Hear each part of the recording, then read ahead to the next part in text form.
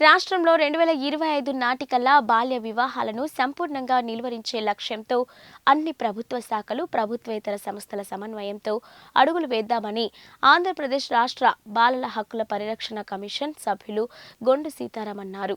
గురువారం Narsipatnam RDO HV Jayaram అధ్యక్షతన RDO కార్యాలయం సమావేశ మందిరంలో ఆంధ్రప్రదేశ్ రాష్ట్ర బాలల హక్కుల పరిరక్షణ కమిషన్, జిల్లా స్త్రీ శిశు సంక్షేమ శాఖ, రెవెన్యూ శాఖ, విద్యాశాఖ, జిల్లా బాల్య వివాహాల నిర్మూలన అధికారులకు బాల్య వివాహాల నిర్మూలనలో ప్రభుత్వ శాఖల పాత్రపై డివిజన్ స్థాయి అవగాహన సదస్సును నిర్వహించారు. ఈ కార్యక్రమానికి ఆంధ్రప్రదేశ్ రాష్ట్ర బాలల హక్కుల పరిరక్షణ కమిషన్ సభ్యులు గొండు సీతారాం ముఖ్య అతిథిగా హాజరయ్యారు.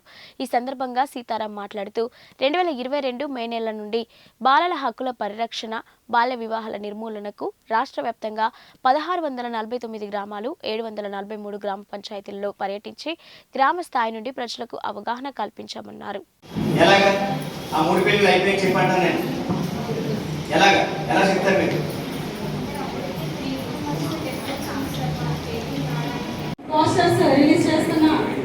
అధికారులు ఆర్డీఓ గారికి, గొండు సీతారాం గారికి ప్రత్యేక ధన్యవాదాలు, అధికారులకు ధన్యవాదాలు తెలియజేసుకుంటున్నాం. అదేవిధంగా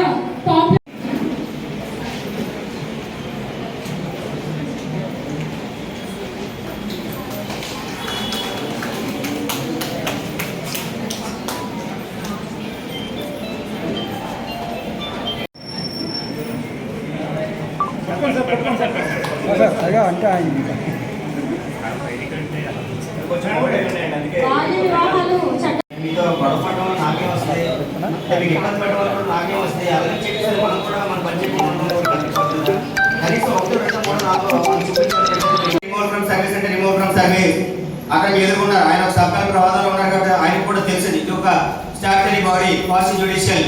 అలాగే మీ పనితనం బాగలేదు, ట్రాన్స్ఫర్ అంటే ట్రాన్స్ఫర్ కూడా అంతర్ జిల్లాలో ఉండదు, లేకపోతే వాళ్ళ పనితనం బాగలేదని చెప్పి అడగదు, లేదా డాక్టర్ కూడా చేయడానికి సిద్ధంగా ఉన్నాం.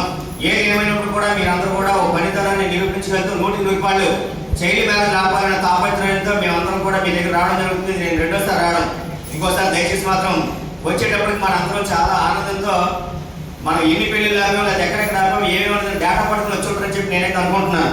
కానీ మీరు ఎవరు కూడా డేటా చూపించడానికి సాధ్యసిద్ధంగా బయలుదేరి రానట్టున్నారని నేను అనుకుంటాను. అది కూడా నా తాలూకు భావన. అవునంటారా కాదంటారమ్మా? ఎంఎస్కేలు తీసుకొచ్చారా? మనం ఏమైనా డేటా తీసుకొచ్చామా? ఏమన్నా